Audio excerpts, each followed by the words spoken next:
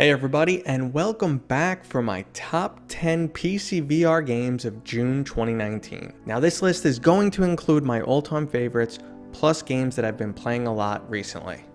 Number 10 on the list is Swords of Gargantua.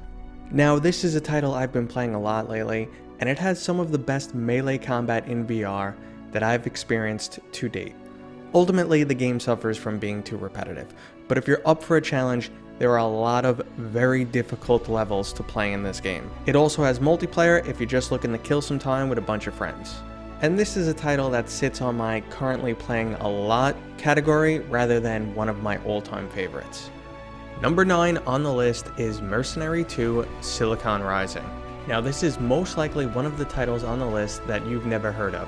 I randomly stumbled upon this game on Viveport one day, and at the moment this game is still currently a Viveport exclusive. The game is still under development and only 2 of the 4 levels have been released. Difficulty is still being balanced, as even on easy this game is extremely difficult, and I've been told that co-op is going to be introduced soon.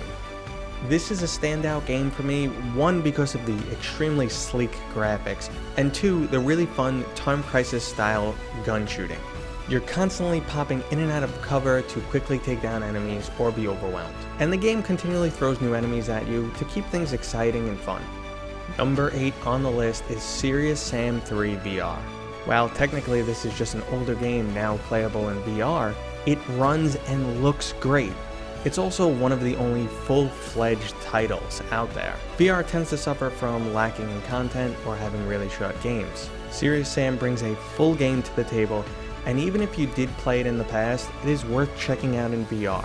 I also highly recommend that you check out the Duke Nukem mod for this game. If you are a VR owner and were a Duke Nukem fan, it is basically a must-have. Serious Sam VR goes on sale constantly on Steam, so put it on your wish list and just wait for it.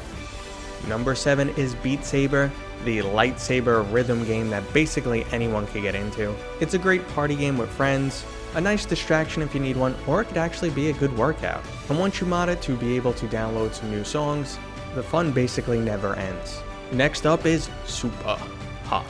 The bullet time VR and VR world that is Super Hot is a must play.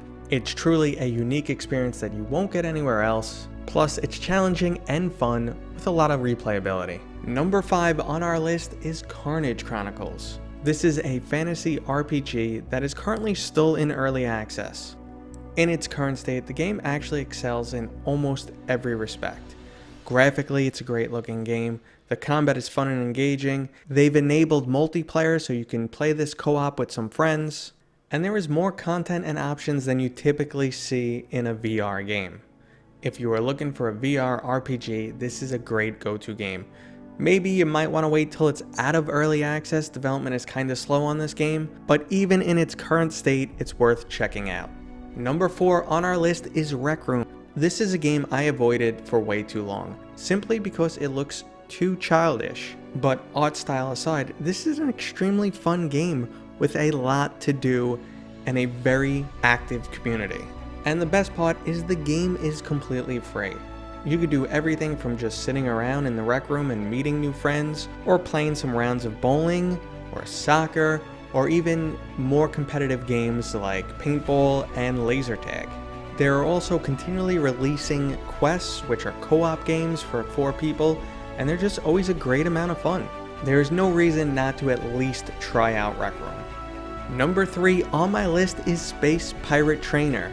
This is an older game and actually quite simplistic, but it's always one of my go-to games if I want to introduce someone to VR, or if I'm bored and I just need to kill a half an hour.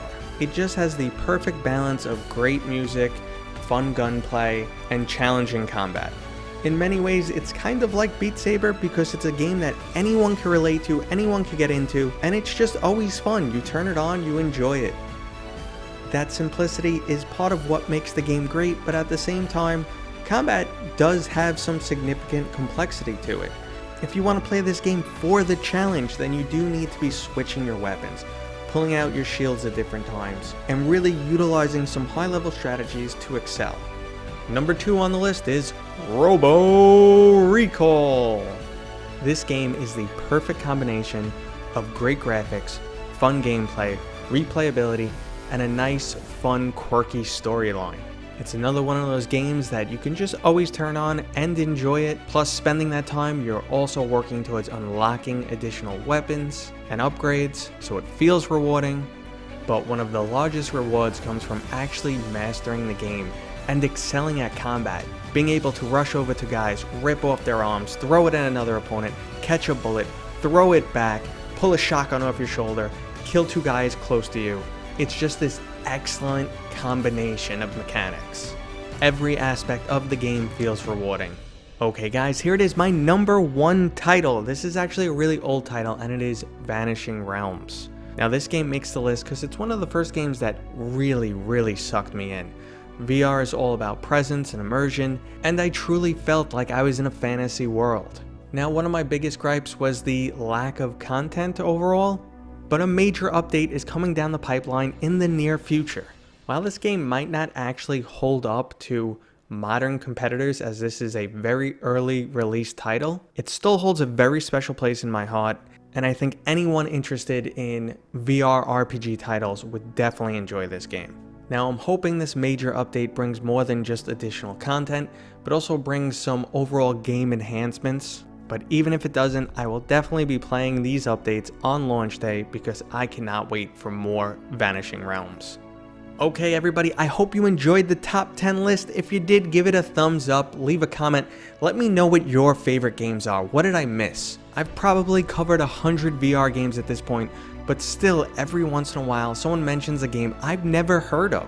So let me know your thoughts, and guys, I'm going to be updating this list every 3 to 6 months. So stick around, hit that subscribe, and I will see you guys on next time.